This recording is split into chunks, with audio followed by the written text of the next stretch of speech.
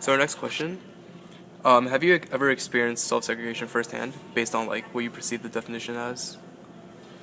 Wait, Have sorry. you, So am I supposed to be answering this based off yours, idea of it right now, or I'd say just based off your own description then. okay, off my own description?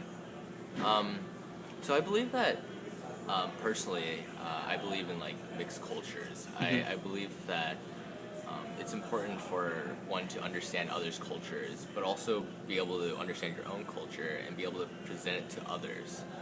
It creates this type of global type of interconnection where you learn from others, but can also teach yourself. Hmm. So what do you think, have you ever seen any prominent examples of self-segregation on Penn's campus?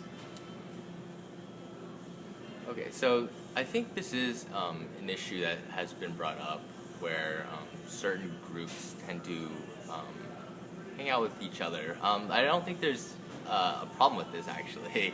I think it's important for people to understand each other's like types of beliefs, have to be understanding of others. But if it's not in somebody's comfort zone, sometimes I think it's okay to leave others as they want to be. Um, like I've given earlier, the case like some people wish to preserve their own cultures by self-segregating.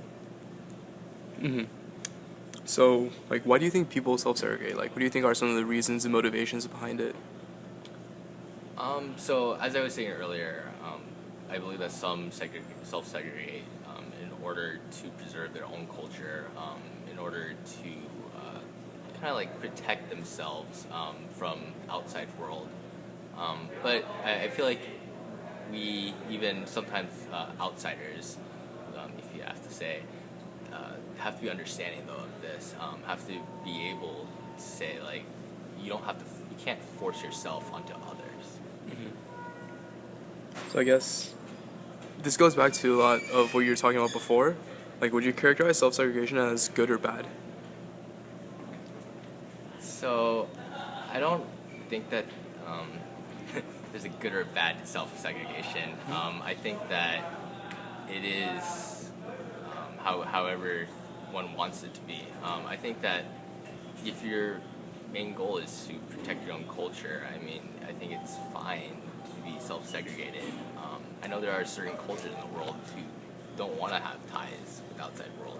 I think the outside world should have an understanding of this, and in some terms, um, I guess leave them be. Hmm. So, what effects do you think the self-segregation has on the APA community at Penn in general? So I think on Penn's campus, there isn't as great of this type of like independence of self-segregation that I've been talking about.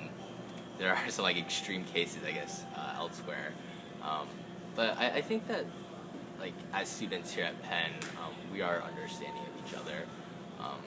Especially I think in the APA community, there's, as you were saying, there's the APSC community who brings together these cultures. I feel like being just part of like an APA community, you're mixing in with other cultures. You have this understanding of other cultures.